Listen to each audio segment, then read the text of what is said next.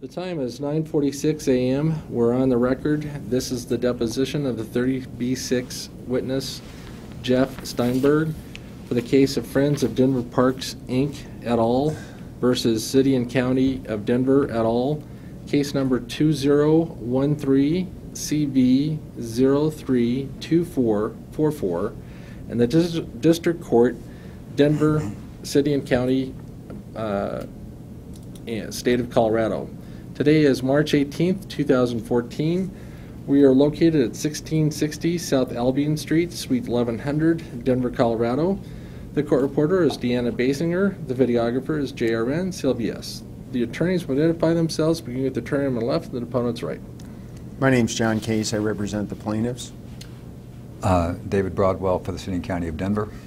Jerome D. Herrera, representing Denver Public Schools. Sir, I'm going to ask you to raise your right hand, please. Do you swear or affirm that the testimony you're about to give will be the truth, the whole truth, and nothing but the truth on the penalty of law? Yes. Thank you. Would you please state your full name? Jeffrey J. Steinberg. And can you keep your voice up just a bit? Sure. Thank you. What's your date of birth? May 19th, 1958. And what is your residence address, please? 2535 South Adams Street, Denver. Are you employed by the City and County of Denver? Yes. What's your title? I am the Director of the Division of Real Estate. How long have you had that position? Approximately 6 years. How long have you worked for the City and County of Denver? Approximately 8 years. What was your title before you became Director of Real Estate? Director of Facility Management. And what did you do there? Oversaw all the management of the city-owned real estate assets. Can you tell us your educational background, please? I have a bachelor's degree from the University of Colorado. Now, I understand there's two classifications of employees for the city. One is appointed and one is civil service the right term? I believe so. And which are you? Civil service.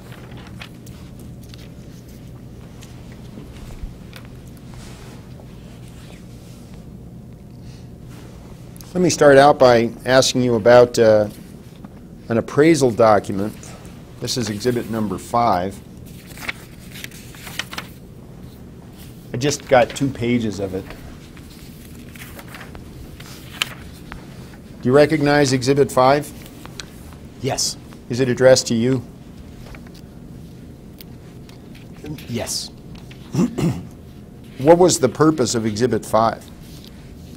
It was to ascertain the value of this real estate asset.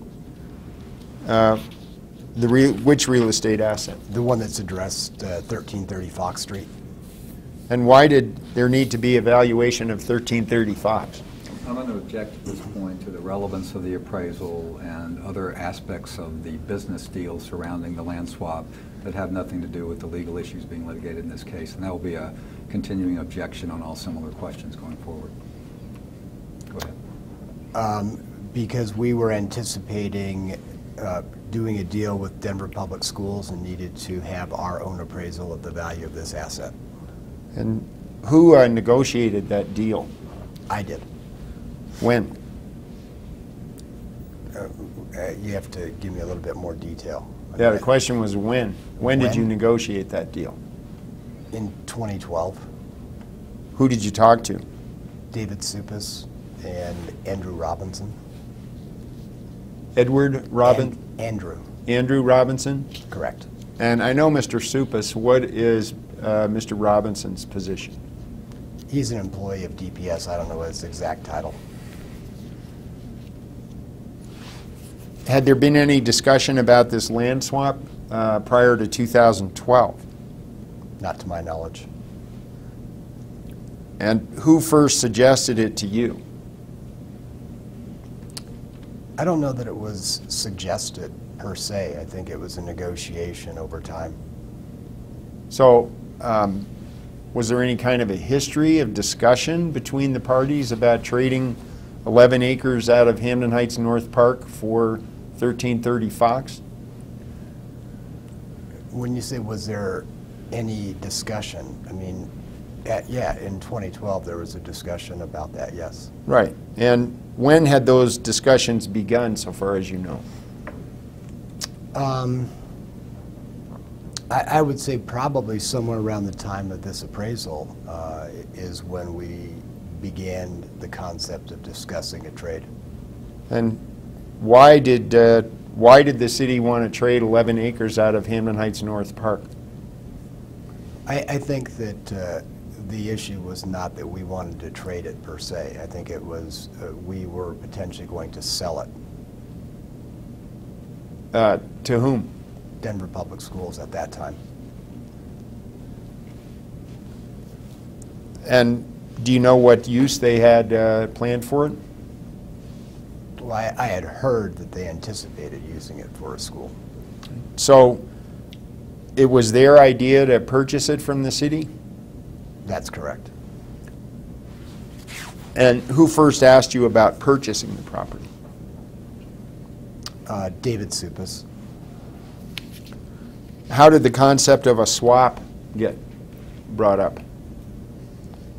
I think it was a mutual desire of both parties not having, liquid funds to do all that we need to do in our business, and the concept is that we could trade assets.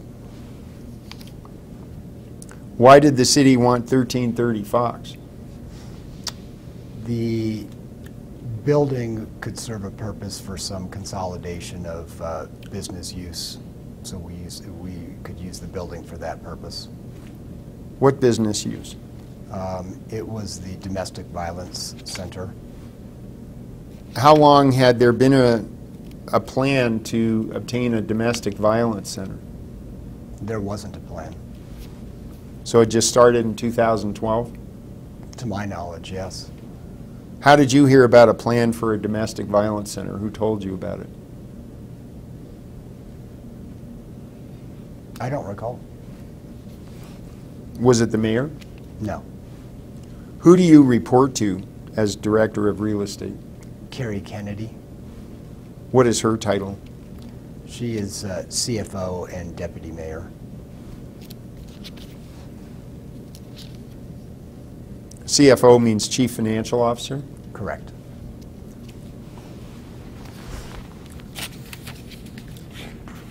Who is Integra Realty Resources? They're an appraisal company. Have you used them before 2012? Yes. How many times?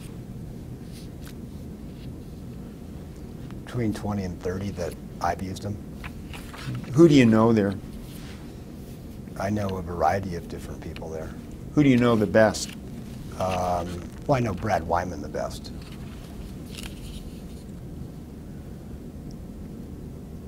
And could you spell his last name? W-E-I-M-A-N. And what position does he have at Integra Realty? I don't know his exact title. I know he runs the office. What did the city pay for this appraisal? I don't recall. Typically, what does an appraisal like Exhibit 5 cost? Somewhere between $2,500 and $3,500. And the conclusion of the appraiser was that 1330 Fox had a market value of $3,200,000? Correct. You also asked for an appraisal of the 11 acres. Correct. I'm showing you Exhibit 6. That's just 2 pages out of the appraisal. Do you recognize Exhibit 6? I do. And again, it was addressed to you. Yes. And the appraisal came back at a value of $3.2 million. That's correct. That was exactly the same as the value of 1330 Fox. That's correct. Was this an MAI appraisal? I believe it was. What does MAI stand for? Market appraisal. I don't know what the I is for. Did you tell the appraiser that you wanted an even up swap of the two properties? No, I didn't tell the appraiser anything. You didn't tell him that there was a plan to trade the 11 acres for the 1330 Fox Street property? Not at the time that I ordered the appraisal. When did you tell him? Subsequent to the appraisals coming in, What did you say? I don't recall. Who did you talk to? Brad Wyman. If we could look at exhibit number 6, please. Can you pull it up, please, Christopher?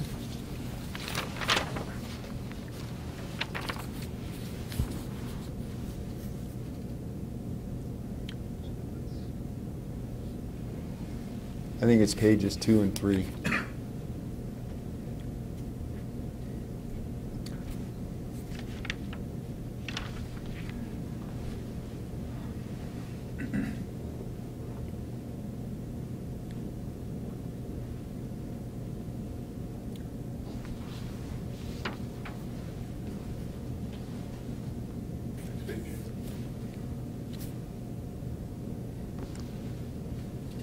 No, it's a cover letter.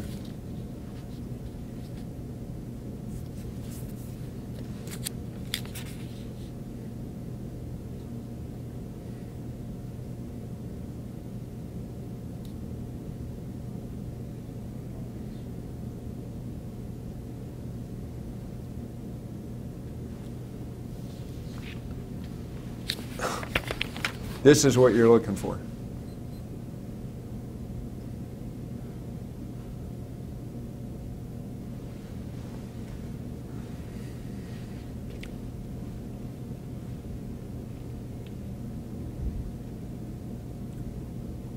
All right, let's give up on that. We don't want to waste the time with it. Just turn it off. Thank you. Okay, so if you could look at on Exhibit 6, the last paragraph on the first page, Yes. please. Could you read the second sentence of that paragraph?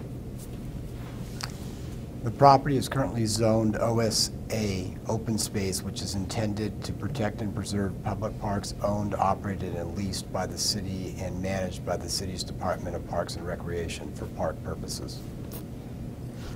What does that mean to you? It's just what the property was zoned at that time. Was it a city park? No. How do you know that? Some of the property was a parking lot, and we had leased that parking lot to Oppenheimer Funds years ago, so it was paved over. Some of it was within the City and County of Denver's real estate portfolio to be sold, but none of it was parks in terms of designation. What's your understanding of how a park is designated a park? It's conducted by the manager of parks, and ultimately it is submitted formally, and I forgot what the exact process they go through, because I don't do that, but it's designated by the parks manager, and it becomes a proclamation, I believe.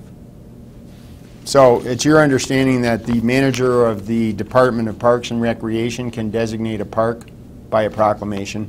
They initiate it, yes. But there's a formal process that goes through beyond that. And how about land that was owned by the city prior to 1955? What about that? How does that become a park? Objection calls for a legal conclusion. Yeah, I don't know the answer to that question. When was this property acquired by the city? I recall that it was somewhere in the 1930s.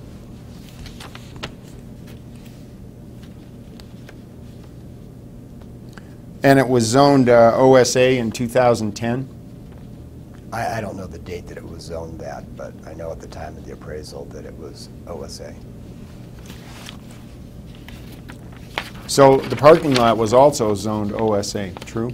I don't know. Well, that's what the document says here, doesn't it? Well, that's what the document says, but I don't know that the parking lot was zoned OSA or not. All right, well, we just heard from Tina Axelrad. You know her, right? I know who she is. Yeah, let me show you Exhibit 2. That's from the official map. That shows that the parking lot is zoned OSA, true?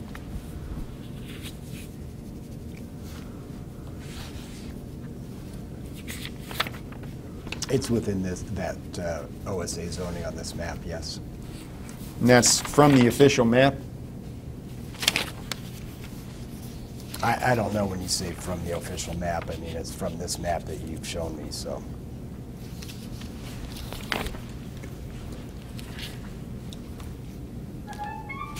I'm sorry.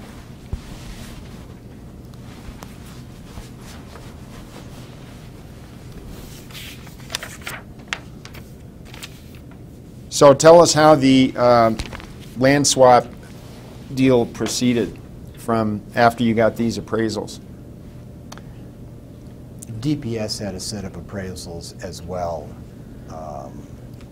and each of these appraisals have exceptions in them, so it's presumed that the building is clean and it assumes that there's access to the site.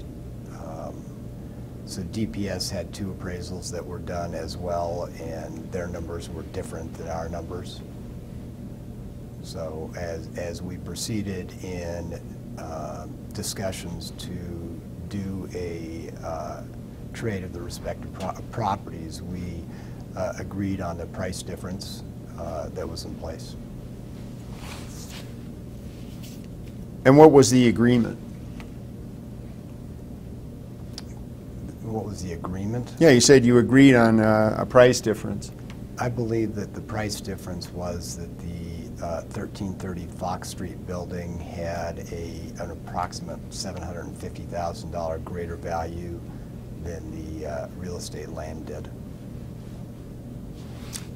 So did the city agree to pay more, to pay cash in addition to giving up the 11 acres? Yes. Now, at any time, did you ask for a legal opinion whether or not this land that you were trading was a park? I knew it wasn't a park, so I did not ask for a legal opinion. And you knew that because it had been in your real estate inventory? Part of it had been in the real estate inventory, yes. Which part? All of the property shown on the map where the parking lot is, going to the north and coming across the creek somewhat. It was about 6 acres. And how did that get into the real estate inventory, if you know? I don't know how it got in there. It had been in that inventory for years. Since when, approximately? Well, as long as I had been in the Division of Real Estate, I know that. Did you make any investigation to find out if the rest of the land, the remaining 5 acres, was part of a park? I knew that it was not part of a park in my discussions with the Division of Parks and Rec. Who told you that in Parks and Rec? I believe that it was Scott Gilmore. What investigation did Mr. Gilmore make to determine that it was not a park? I don't know. Objection calls for speculation. If you know. I don't know. Okay. Did you ask him what investigation he had made? No. Did you visit the site yourself? Yes. Did you, do you know where the Southeast Parks District headquarters is? The Southeast Parks District? I don't know how they classify them. I know where a variety of different parks headquarters are, or I wouldn't even call them headquarters. They're just trail and maintenance facilities. Okay. Where's the Southeast District located? Well, I know that there's one that's on Harvard and about Downing. That's the one that I know that's southeast. You're not aware of one at approximately Havana and Yale? No. So you didn't go to that facility and ask the Southeast Parks District Superintendent if the land you were trading was part of his park system. True? I would never go to anybody at that level to ask them. Now, how long had Mr. Gilmore worked as the deputy manager of Parks and Recreation? I don't know. Who appointed him? I don't know that either. Why did you ask to speak to him, or did you? I think that it came about more that I was working with the Division of Parks and Rec, and he was their representative. Representative to what? Any transactions that would involve anything to do with Parks and Rec.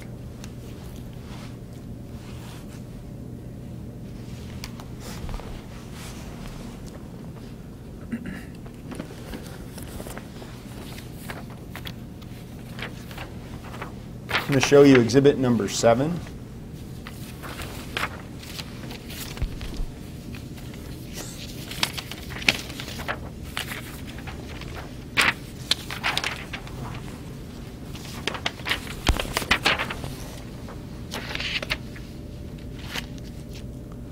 Can you identify exhibit number 7 as page 7 from the title commitment that was delivered at closing to DPS?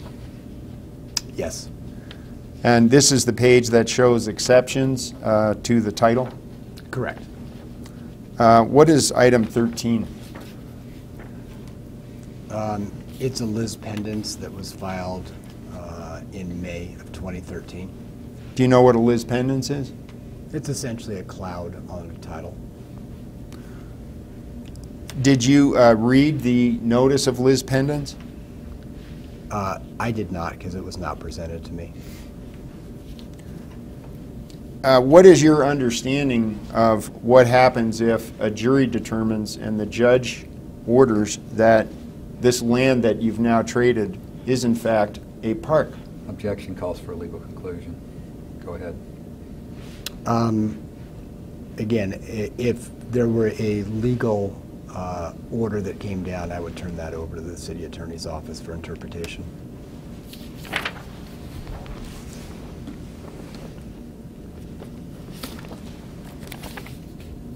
Showing you exhibit number 8. Have you ever seen that before this moment? Sorry, there's a third page there.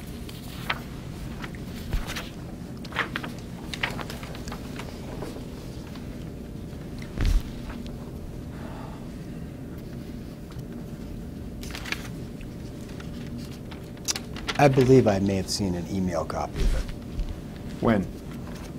subsequent to it being filed, but I don't recall exactly when. Right.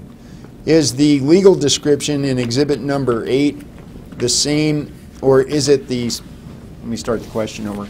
Is the legal description in exhibit number 8, does that accurately describe the property that you traded to DPS?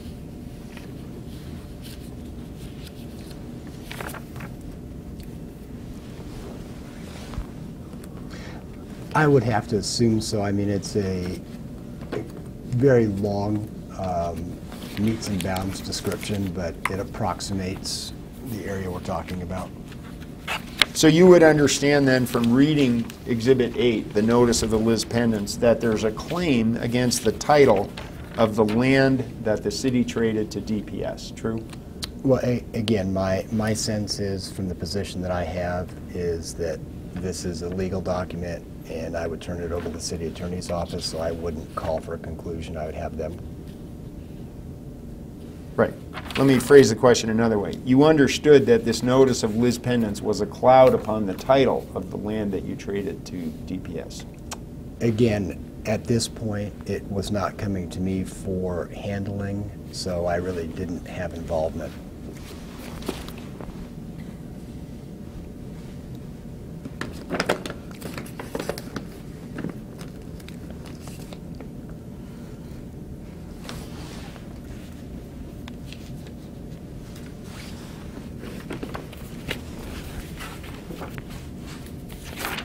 What financial benefit was there to the city in trading land out of Hampton Heights North Park for a building?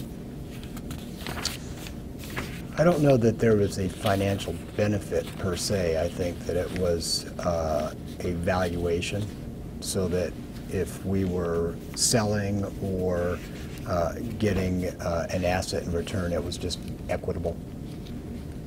Well, you mentioned earlier in your testimony that not having to use cash helped the budget of the city and the budget of DPS. True? True. So instead of paying $4 million for 1330 Fox, you got to take 11 acres of land and then just pay $705,000. True? I mean, I don't know about the $4 million number, but I do know that there was an exchange made where $700,000 was the equitable difference.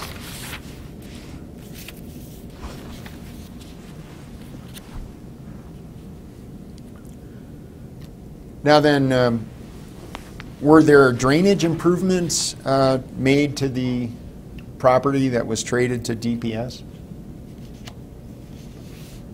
I know that there was a plan for drainage improvements, but I don't know exactly when they took place. Who paid for those drainage improvements? I don't know. Well, under the contract, DPS didn't pay for them, true? Under the contract, Yeah, the land swap contract. that was not something that was called for by that contract. At this point, I'm going to object to questions just as a standing objection about drainage improvements, because I don't recognize it on the topics that were given to us for inquiry today.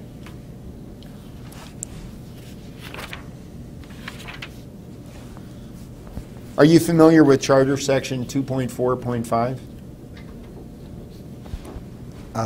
I have heard of it, yes. What is it?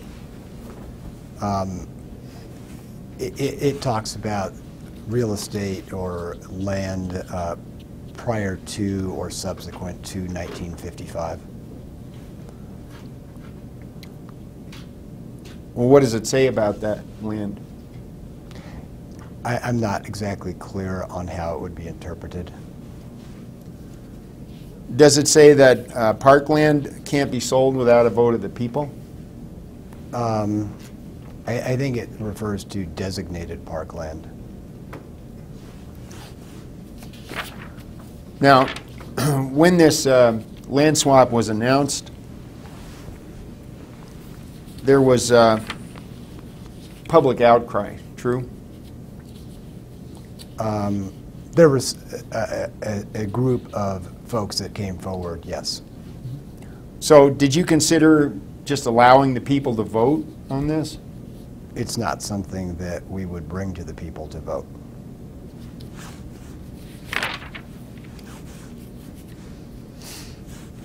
Do you think people have an interest in their parks?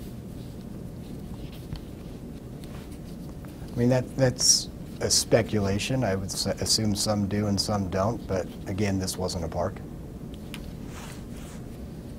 What was it used for? It was vacant land as far as I viewed it. Did you ever go out there and watch people using it? The several times that I had been out there, which is probably somewhere between 8 and 10 times, there was nobody there. Did you ever go there on a weekend? I've been there many times on a weekend. It's outside of my job. Bicycling? Yes. So you're one of the people who uses the bike trail through that park? Well, again, when you say through that park, I use the bike trail that is through the park, but the bike trail is not through this land. So you knew at least that cyclists used part of this property for bicycling, true? Not true. Because they use the bike trail, which is not through this park.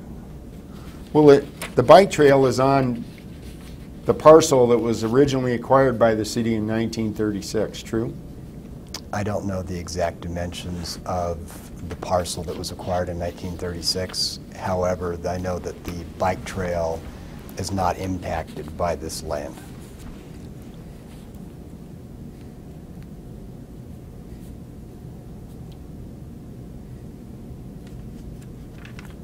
Is the bike trail on the land that was acquired by the city in 1936? Do you know the answer, yes or no? I do not know the answer.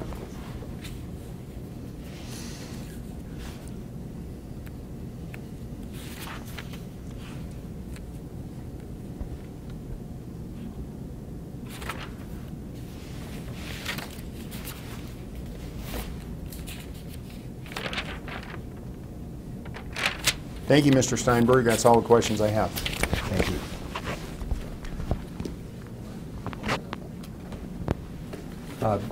Mr. Steinberg, just two quick follow-up questions to flesh out your testimony a little bit more. You alluded to a little bit to this, but I'd ask you to speak a little bit more on prior to March of 12. Were you involved in negotiations about sale of the property to DPS? In other words, prior to the time this was a discussion of a land swap, was there another discussion going on about simply conveying the land for cash to DPS? Yes. And just describe the time frame in which that occurred, and so you just heard the questions from Mr. Case. Who was involved in that, and when and how that unfolded? Somewhere, and I'm trying to get the years right, I think it was in 2011, I met with David Supis and Andrew Robinson, and Claude Pumilia was with me, who was the CFO at that time. And David Supis had inquired what land the city owned that could be utilized for a school in southeast Denver. Was that prior to the time of the Hancock administration? It was prior to Hancock administration. Okay, and so there were conversations going on from maybe early 2011, at least a year before this, the March 12, the land swap conversation started. That is correct. Okay. And just one other, I'm referring you back now again to Exhibit 6, the portion of the appraisal on the property itself, and just, Mr. Case had you quote a portion of that last paragraph on the page, but continuing to the last sentence, go ahead and read that next sentence, for purposes of this valuation. For purposes of this valuation, we have assumed that the property will be rezoned to an SMU designation permitting multifamily development, which represents the highest and best use of the site. And could you just speak briefly to why that would be in there if the conversation was about potentially selling the land or trading the land as a school site? Why would an appraiser say that? A couple things. When an appraisal is done, an appraiser is going to come back and make the assumption of what the highest and best use for the land is. If you have multifamily, they'll have a level of what the density of the property is, and then they can put a factor on what the land value is based on that use of the property. So that's why they assume the highest and best use, because they'll come back with a number based on that use of the land. Okay. Thank you. That's all. We're off the record. The time is 10:20. This concludes the deposition.